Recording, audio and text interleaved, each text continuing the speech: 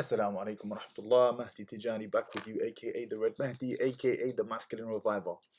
I've been requested to react to a video by Dr. Zakir Naik, who sent to me on Instagram, and it's advice he is giving to his son on choosing a spouse. I haven't seen the video yet, so I'm going to react to it in live time. Let's go through it, inshallah.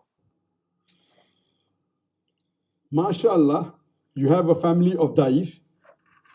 What would be the criteria you would look for while selecting a life partner for your son Farik, considering he's also a Daif? Brother Muhammad Yunus has posed the question.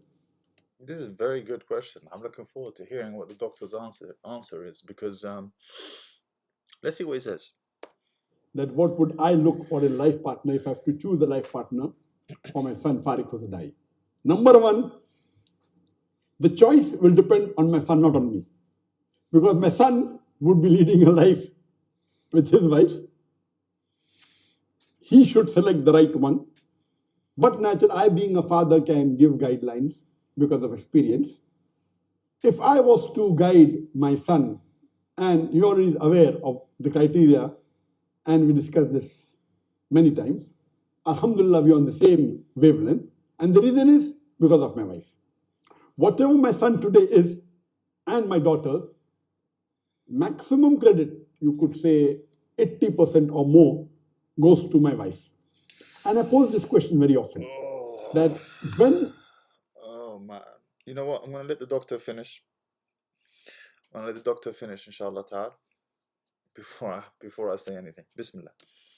Is the latest you would like to plan for the future of your son.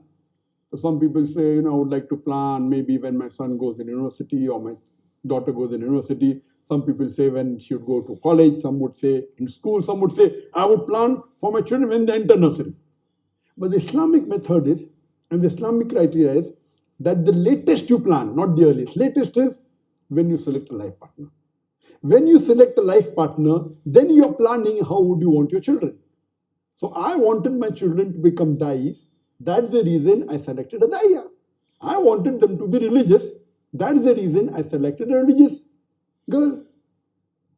And today, most of the people think that my children are Daif and Alhamdulillah, ahead in the field of Dawah and Islam, Alhamdulillah, is because of me. If percentage-wise I have to give marks, I would say 80% is due to my wife. Alhamdulillah. My guidelines are there, my support is there, everything is there. But the credit goes to my wife. Now coming to the question. Okay. Okay, he's coming to the question now. So I need to add to this. I need to think how I'm going to address this in as respectful a manner as possible, because Dr. Zakir Naik is a behemoth, mashallah, in his knowledge and his memorization as well, and his comprehension for that matter of the deen. So I want to keep this respectful. Firstly and foremostly, the statement is utterly incorrect. That 80% credit is due to the wife is utterly incorrect. At the very least, it's 50-50. But I will tell you, it's actually more credit is due to him than to his wife. And I will tell you how. I implore you to read a book by Dr. Will Farrell called The Boy Crisis. This book nearly had me in tears at multiple points. I just finished reading it a few days ago. And it's all data. It's all analytical information. It's just stats, emotionless, objective stats when you go through it. And the stats are very clear. Children do best in a nuclear household where mum and dad are living together. Fine, everyone knows this. Nothing new there. However, when the households are broken apart for whatever reason, children do better in almost every single metric when living with single dads than they do when living with single mums. And one of the reasons for this is boundary enforcement. One of many reasons is boundary enforcement. Fathers tend to, firstly and foremostly, fathers raise more empathetic children than mothers do. Would you believe it? How? I'll explain to you how. Women are naturally very empathetic. They don't like to see their children distressed, so they frequently think about the child's feelings. However, the problem here is because she constantly thinks about the child's feelings, the child also constantly thinks about his or her own feelings.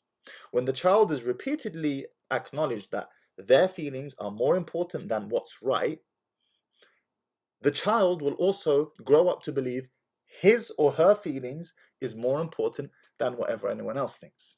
So single moms have a tendency to raise selfish, self-interested children. Single dads, less so. Why? Because dads, you might have heard the term dad villain. One of my friends, he said, my nickname in the house is dad villain. Dads tend to take on the role of the villain to enforce boundaries, law and order. But that raises wholesome children who, and in turn, they have been taught not to think about their own feelings. Now, when they grow up, they also don't think about their feelings. They think about other people's feelings first, if the need arises. But there are many other metrics as well. Academic success. I can't remember all of them top of my head. Many, like over 70 different factors, different variables that were tested for. And across the board, children, if you have to choose, children constantly and consistently do better in households where they are raised with dad than they are with mom. Now, to repeat the point, children do best in households where mom and dad are together. We are better together as human beings.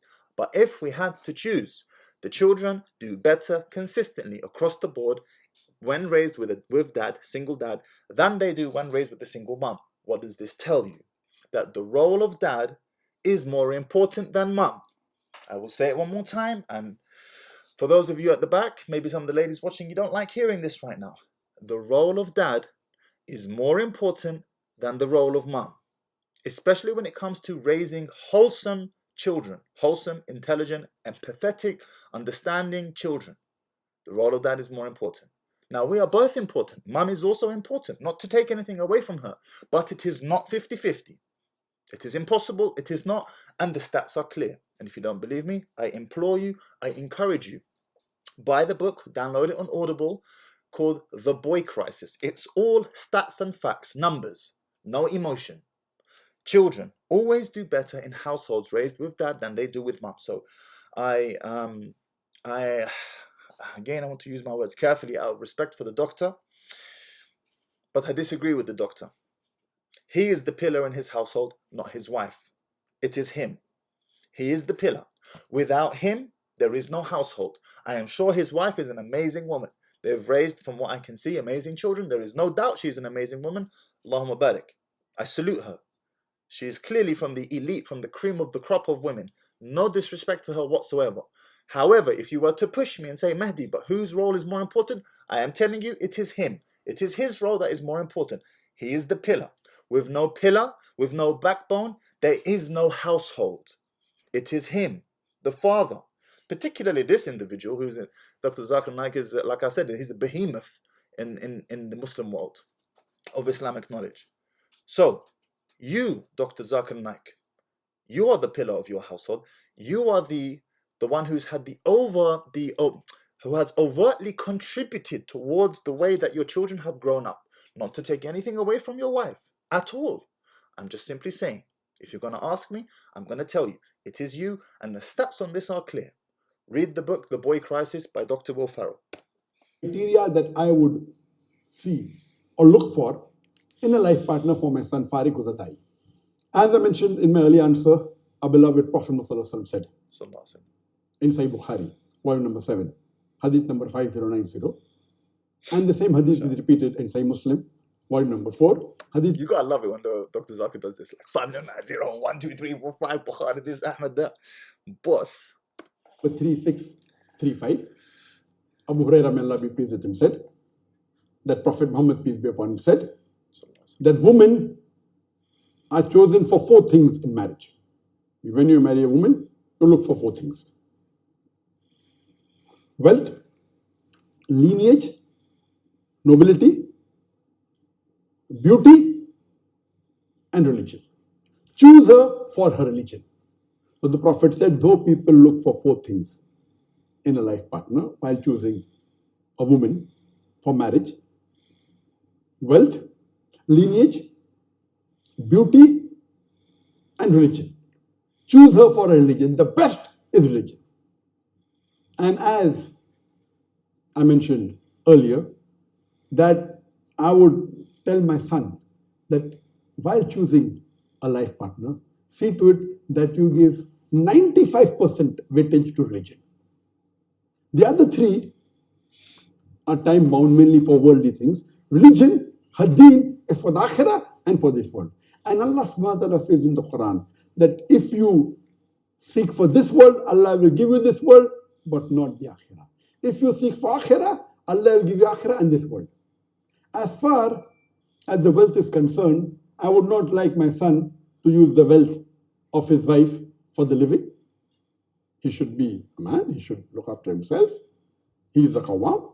So what difference does it make whether the girl is rich or poor? Very good. What difference does it make whether the girl is rich or poor? A man, naturally, his natural inclination is that he doesn't want to tap into his wife's wealth anyway. Kind of offends his manliness, right? Let's see what the doctor says before I say anything. So, as far as the wealth is concerned, there is no weightage at all. Only thing you should be careful that poorer she is, the better it is. The richer she is, it is difficult. But if she is extremely rich, then you have to be careful. The poorer she is, the better it is. The richer she is, the more problematic it is. But if she's extremely rich, you have to be careful. Wow. Let's carry on before I say anything. If she's extremely rich and used to that luxury of life, she may be a billionaire's daughter, then I would say be careful. Unless her deen is 100 out of 100, then maybe she would not care for the wealth that she has. But otherwise, if she's too wealthy, you have to be careful. You may not be able to take care of her. So poorer the better. So the weightage for the wealth is 0, but only be careful that she's not extremely rich. If she's poor, the better. If she's normal, also no problem. Rich, also no problem, but not too rich or excessively rich. Yes, this is so true. Look, if she's been raised at a certain standard, even if she's extremely rich, she might be living a life that only 0.00001% of human beings live. But she doesn't know that because that's all she's ever known. So when she marries a man, she expects that life to continue, which is perfectly normal. And I'm trying to think of something the Prophet ﷺ said with regards to providing a woman with the same level of livelihood that she has been used to when living at home with her parents. But I can't remember the exact hadith. Anyway, when you marry an extremely rich girl, she is used to a particular standard. She's used to a particular standard. That means she needs to marry a man who can continue to provide that standard with ease. If you can't any step down from there, even if it's still a nice standard, it's still a step down. This is problematic. So I think that's brilliant advice. The poorer, the better. Why? Because she'll appreciate what you give her more. She hasn't been used to these high standards. So whatever you do give her, she will appreciate. Much easier to please her than it is to please someone who's living life right at the top, because any slight drop down is a big problem. Point number 2, the lineage or the family. I would say that makes no difference. But if she's coming from a very religious family, it may carry a very small, maybe 0.5% weightage according to me. If it is good, but whether it is or not, the deen is more important. Some people from the very good family may not be good. We have the examples of children of the Ambiyas, of messengers, who were mushriks. We have examples of children of mushriks who became messengers. So we have both these examples. So lineage is important, but not that much. I would hardly give any weightage to that. Maybe 0.5%. As far as... Okay. I will respectfully disagree with the doctor, Dr. Zakir Naik. I believe your family lineage or the family that you come from is extremely important. And I'll tell you why. I've seen this play out. Personally, I've seen this play out where individuals who are raised in particular households where the household is not a practicing household, either non-Muslim entirely or just a non-practicing Muslim household, and then they come to the deen and they become Allahu Akbar, MashaAllah, MashaAllah, amazing. 10, 15 years, 20 years down the line, they are afflicted with a calamity. Guess what happens? They revert back to factory settings. You know when you buy an iPhone or an Android and you want to do a hard reset and you want to reset back to factory settings, back to the default, what does it go back to? It goes back to how the factory produced the phone. I can tell you my experience with dealing with human beings, the exact same thing. People default back to their factory settings. They have a proclivity to do so, let's say, to default back to factory settings when under pressure. Just as a phone, when it's under the pressure of holding a lot of data or a virus attacks it perhaps, it goes back to factory settings. Human beings have the same proclivity. So if, particularly with women, if he or she, however, we can say speak in general terms, comes from a particular background, there is a strong possibility, particularly with women, that if placed under pressure, they could go back to factory settings. And this is, I know a lot of people are not going to like this, but this is the truth. And I remember reading something in one of Robert Greene's books, The Laws of Human Nature, where he talks about our personalities are formed in childhood. After around 14, 15, 16, we are on a particular bent, and it's almost impossible to get rid of that bent. For example, if you're very temperamental, you're going to be temperamental throughout your whole life. You can work on it, don't get me wrong, but even if you learn to control it, that bubbling rage, you will still feel it. You see? Whereas the next person who doesn't have that natural proclivity won't even feel that bubbling rage. So you might be able to learn to control it, which you should, but you can't get rid of that innate feeling. That feeling doesn't go. Equally, we are all on a particular bent according to how we were raised. So if you see someone who raised in a Jahil household and they start practicing, mashallah, brilliant, fantastic, great. But particularly with women, because they're more fragile, just understand there is a natural proclivity for the individual to resort or to reset back to factory settings when placed under pressure, just like a phone does when it is placed under pressure. So I will respectfully, even though I am nowhere near in a position to be able to disagree with the doctor, with the sheikh. However, it's my personal opinion, in my personal experience in dealing with people, and from the reading I have also done. So I have both here. I have anecdotal experience and I have from what I have read on human nature. I will respectfully disagree. I believe that the family is extremely important. Now, she could come from a non-practicing household, but they have good manners. They have naturally good manners. If they have naturally good manners, even once she's placed under pressure, the sister's placed under pressure, she will still refer or reset back to the factory settings of good manners, pleasant demeanor, and so on, even if her deen begins to waver. But if she comes from a family, a household where they just fight and argue and scream and swear and cuss and so on, believe me, 100%, under pressure, that is what she's going to refer back to. And I say she, but it can happen with men as well. Men can exert a greater control over their emotions. That's why I'm saying she. Women tend to be more influenced by their emotions and emotional states. But it can happen to both sexes. So when you pick a sister for marriage, brothers who are watching now, have a look at the family. Okay, maybe they're not practicing, but what are their mannerisms like? What is their character like? How do they interact with each other? Is there an extensive criminal history or background in the family? Or is it is it a good family? That's what you want to look for. Believe me, it's important. The Prophet ﷺ would not have mentioned it in vain. I know the Shaykh, he said it's not important at all. But if it was not important at all, then why would the Prophet ﷺ bring it up in the first place? Clearly it's important. It is important. Beauty, she should not be repulsive, but natural, my son should like her. And beauty differs.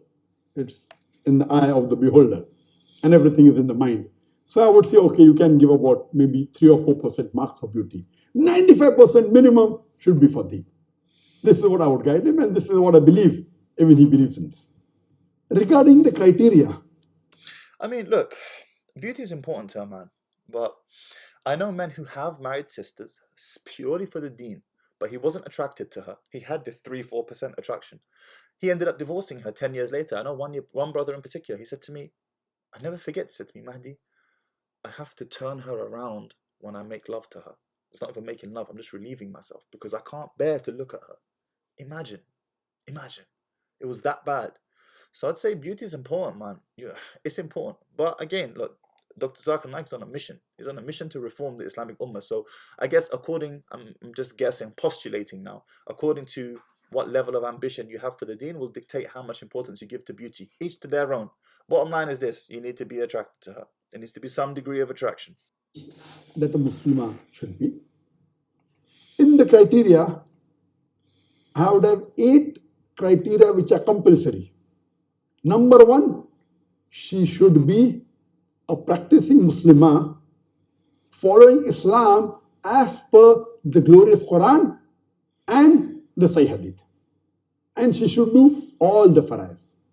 I repeat, Very good. the first criteria and the most important is she should be a practicing Muslimah who follows Islam as per the teachings of the glorious Quran and the Sahih Hadith, and she should do all the fara'id. All the fara'id means all. Very good. Tawheed, she should have taqwa, she should pray 5 times a day, she should give zakat if she has to give, she should fast in the month of Ramadan, if she has to do Hajj, she should do it.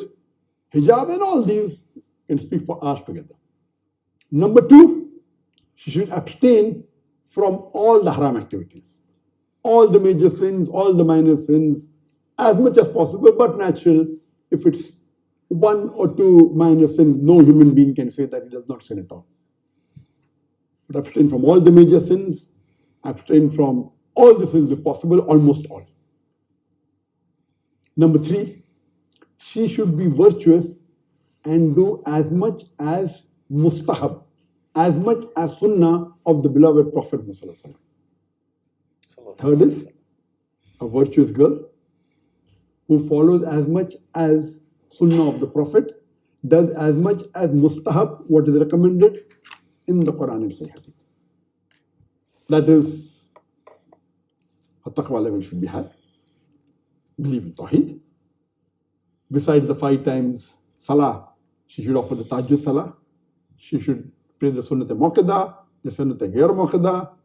She should give charity besides the farz zakat. Besides fasting in the month of Ramadan, she should fast the day of Arafah, fast the first 9 days of Zil-Hijjah, the 3 days of Muharram, 9, 10, 11. She should keep the 6 fast of. This is all good basic advice. I completely agree with my daughter's winking.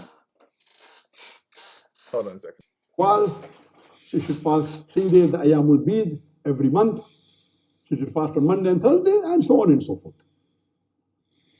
As much as of the mustaq as possible. As much as virtuous as possible. Very good. Just basic advice. And this, you can speak for us together on the third point alone.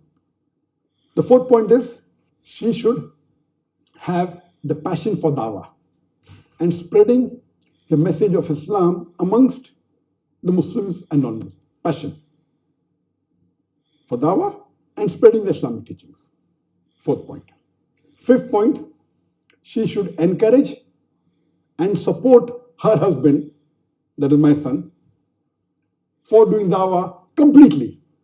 That means she should support in all the dawah activities of my son. She should completely support and encourage and help him in all his dawah activities. Number 6, she should be willing to lead a simple life, which is non-luxurious. Inshallah, my son's life is quite comfortable. But and now you can see why Dr. Zakir Naik said don't marry a rich girl, because it's going to be much more difficult for a girl who's accustomed to a high level of living to then bring herself down to a simple life than it will be for a girl who's either used to a simple life or a girl who's used to poverty. Now a simple life will look like luxury to her. Now you can see why. if required for the sake of Islam, she should be able to sacrifice all comforts.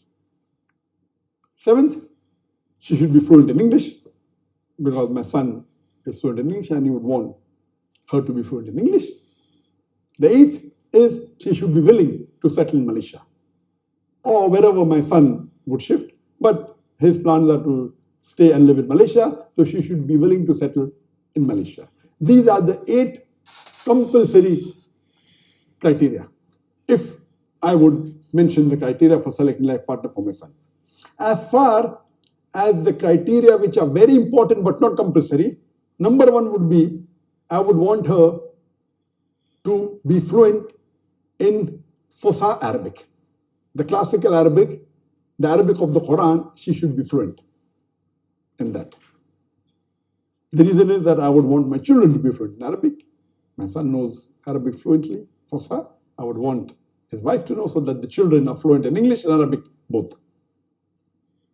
Number 2, she should be a da'iyah. she should propagate Islam to the non-Muslims and the Muslims. Number 3, she should have a bachelor's degree in any of the Islamic studies, whether it be Islamic studies in general, or in Sharia, or in Quran, or in Hadith. These are preferable, not compulsory. If little bit is less. And let's provide some context here, because I've mentioned in the past that men don't care about your education, your career, and so on, which is true. However, context, very important. Dr. Zakir Naik, he's an exceptional da'i. He's raising children whom he also wants to be exceptional da'is. In order to be an exceptional da'i, it makes a huge help if your wife is also, she has some sort of pedigree in da'wah as well, so that she can assist you and raise wholesome children that can continue this generation, these generations of da'is, right? Or du'at, the plural. So according to your circumstance will dictate what you want. And that is why Dr. Zakir Naik has said, yes, it would be preferable if she has a bachelor's degree in one of the fields of Islamic education. So just to provide some context there as to why the doctor is saying it. Oh, no problem, but preferable. The third is bachelor's in Islamic studies. The fourth is, I would also want her to be a Hafizul Quran. My son is Hafiz, I want to be Hafiz, so that the children also are Hafiz. Very good. And being Hafiz is preferable for doing dawah. Number 5, she should be associated with an Islamic organization. And number 6, that she should have watched many of the English-speaking da'is so that she knows what is dawah and what is the surrounding atmosphere. So these are the 6 additional points which are not compulsory but preferable. If one is missing or a little bit less, doesn't matter, but there are 8 compulsory points and there are 6 highly recommended preferable points that I would look for in a life partner for my son. These are the main criteria. The addition, of course, is there, that there are many additional points. For example, the culture should match and the other things are there. You can't expect a Chinese to live with an African. Can, if the first 8 criteria are 95 and above. No, he makes a solid point there, by the way. I've said this in the past. I have actually made a point in the past where I said I believe reverts should marry reverts. And I hold to that. I believe reverts should marry reverts. Now, and even amongst the Muslims, like you just said, a Chinese person with, I don't remember, he said Jamaican or something. It is difficult to reconcile such different cultures. It makes a difference. It really does. It really does. Now, with regards to my statement, reverts for reverts, again, because of the cultural bent that we are all upon.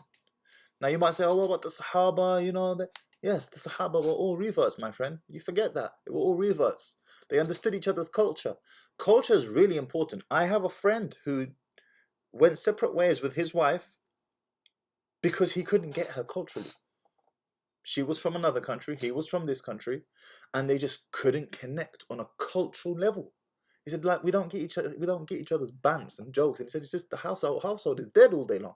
It's dead. It's like a cemetery. And they went their separate ways. Culture is important. That you get each other culturally, it is important. He makes a solid point. Don't overlook the importance of understanding each other culturally. It is true, it's important. So that was basically the whole video. Some important points raised there. And I want to re-emphasize the importance of men. You are the pillar of your household. You are the most important ingredient of the household. You are. Is the woman unimportant? No, your wife is important as well in raising wholesome children. We are better together. There's no doubt about this.